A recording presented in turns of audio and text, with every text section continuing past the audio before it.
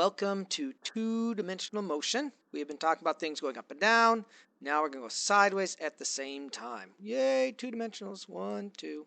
All right. So before we go anywhere, we're going to talk about inertia, right? Newton's first law and inertia, they're related to each other.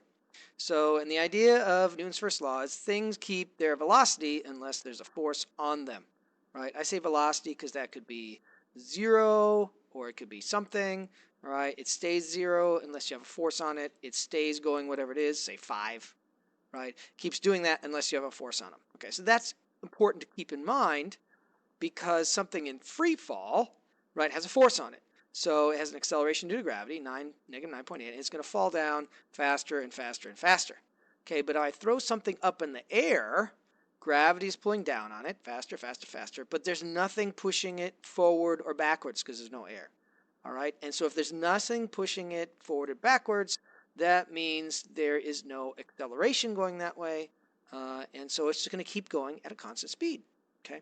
Now, why did I use AY is because now we're going to divide things out into going up and down, that would be a Y, and going back and forth, which is stuff having to do with X's. Okay, we got to keep track of the X and the Y separately. Okay, and that's because they are separate. They are totally separate. Everything going on in the X does its own thing. Everything going on Y does its own thing, and they don't mix. So even though gravity is pulling things downward, pulling it down, it's going faster, faster, faster.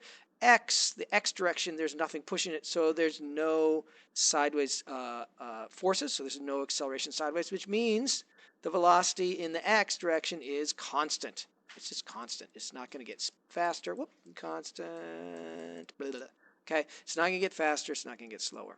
All right, that's what it says here. All right, now if we go and we know we're going to change things out now, the up and down motion is everything we used to use. These are 4 equations. Now I threw in the y. See, y. You have ending velocity downward. You have a starting velocity downward. You have acceleration downward. We know that is negative 9.8. Woo! All right. You have, what else we got? Displacement downward, all that stuff. So all these things are like before, only now we're calling them y's instead of x's.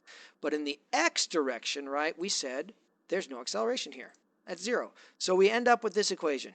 Okay, if we take this third one here and got rid of the a's, we get this equation. And since there is no acceleration sideways, this is the only equation for moving sideways. We have these 4 in projectile motion, moving up and down, and in projectile motion sideways, this is the only equation we have. All right, so there you go. Independent, right? No acceleration sideways and negative acceleration for y. Okay, and that's it.